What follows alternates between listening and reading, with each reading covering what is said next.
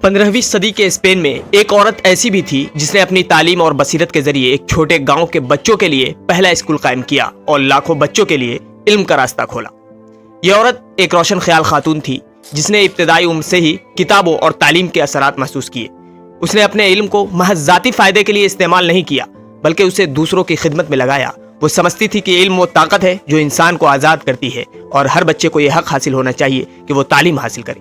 اس نے اپنے گاؤں میں ایک چھوٹا سا اسکول قائم کیا جہاں بچے خواہ لڑکے ہوں یا لڑکیاں بلا امتیاز تعلیم حاصل کر سکتے تھے۔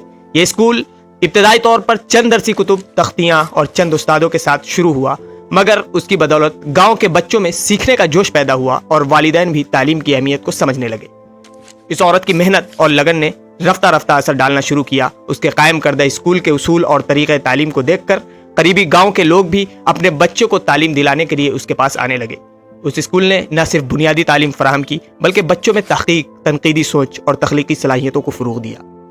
تاریخ دان اور محققین لکھتے ہیں کہ اس اسکول کی بنیاد نے اسپین میں عام تعلیم کی راہ ہموار کی اور آنے والے صدیوں میں لاکھوں بچوں کو علم کی روشنی فراہم کی۔ وہ عورت اپنی بصیرت، صبر اور لگن کی بدولت نہ صرف ایک استاد بلکہ ایک رہنما، مشعل راہ اور تبدیلی کی علامت بن گئی۔